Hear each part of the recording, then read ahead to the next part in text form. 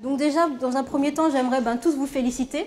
Vous féliciter parce que si vous êtes là, c'est parce que vous avez un projet qui a été validé par le BAN. Donc un très très beau projet puisque vous êtes 16 établissements scolaires et vous êtes le 4e plus grand projet de France. Alors, ce qui se passe aujourd'hui, c'est la mise en œuvre officielle du consortium Force, qui est un projet Erasmus qui a été co-construit avec 16 lycées professionnels de l'académie. Vous avez la gestion administration, de la logistique, de l'hôtellerie-restauration, de la mécanique, de l'industrie graphique. 550 mobilités sont prévues, que ce soit élèves ou enseignants, puisqu'il y a aussi près de 120 professeurs qui vont aussi aller se former dans les pays étrangers, généralement en amont des mobilités élèves. Alors la mobilité est très importante parce que nous avons des hôteliers donc, qui vont être amenés à, on l'espère, à voyager. Ce sont des élèves qui n'ont pas forcément l'habitude de sortir beaucoup de leur environnement proche. Donc ça va être pour eux l'occasion de découvrir d'autres façons de travailler, une autre culture, une autre langue. Je pars à Malte en stage 1 mois, un stage en cuisine. Et moi je pars en Allemagne. Je pars en Angleterre. Je pars en Norvège. Ce qui m'a donné envie de partir, c'est la curiosité. L'envie d'apprendre. L'envie de voyager, de faire de nouvelles découvertes, de sortir un peu de la France et voyager dans l'Europe.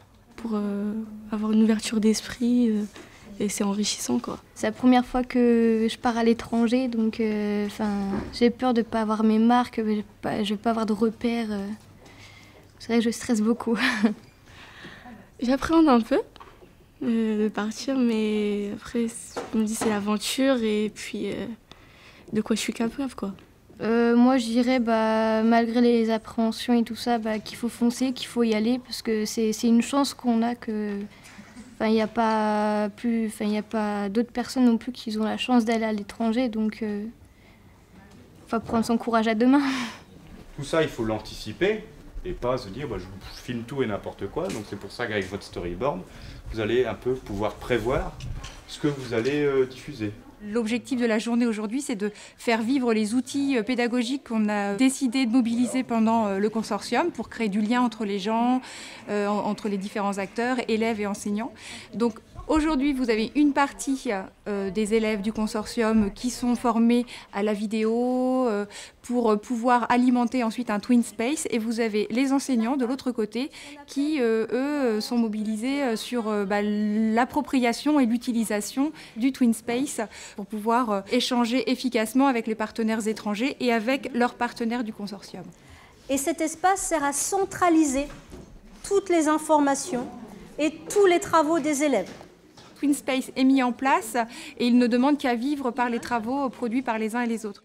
C'est un outil de communication très intéressant. Ça permet aux élèves de communiquer avec leurs parents, les autres élèves, au sujet de leur futur déplacement. Ils vont pouvoir mettre des vidéos, ils vont pouvoir chatter, utiliser en fait cet outil un peu comme ils utilisent maintenant les réseaux sociaux.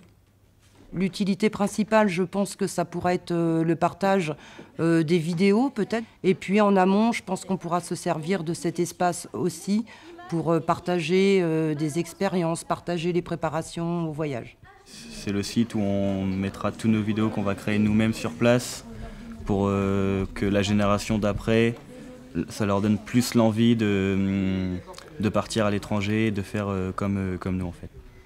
Mon projet européen, Erasmus+, former à l'ouverture, renforcer les compétences par les expériences européennes.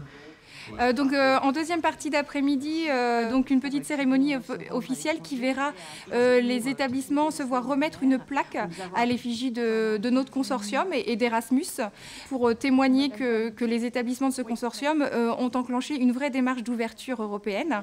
On aura aussi l'occasion d'assister aux résultats du concours du logo qui a été initié via le Twin Space et enfin on bénéficiera des témoignages de jeunes qui ont vécu une mobilité les années précédentes et qui pourront témoigner en face de ceux qui ne sont pas encore partis et préparent leur mobilité. Vous étiez hébergés comment?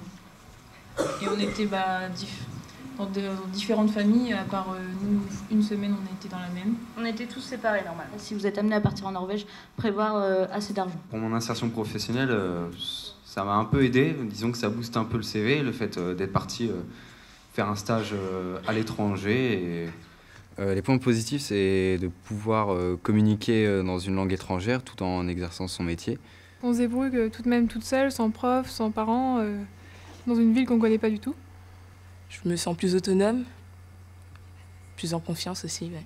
On prend confiance en nous et ça nous donne des projets pour le futur. Je le conseillerais parce que c'est un truc qu'on ne peut pas vivre tous les jours ou tout le monde ne peut pas avoir. Puis ça nous amène plusieurs choses, la langue, tout ce qui est culturel, éducatif. Lance-toi, tout simplement. Ça peut être que bénéfique, ça nous apporte que du plus. Quand on vous dit allez-y, foncez, c'est vrai. Vous, lycéens professionnels, lycéens d'EREA, je pense que c'est un avenir incroyable qui s'ouvre devant vous. Moi, je suis fils d'ouvrier. Quand je suis parti après le bac, 1 an, 2 ans au Mexique, je peux vous dire que ça a complètement fait exploser mes représentations, mes connaissances. C'est un parcours incroyable qui s'ouvre devant vous. Donc, vous êtes dans cette dynamique-là, vous serez changé et c'est absolument merveilleux.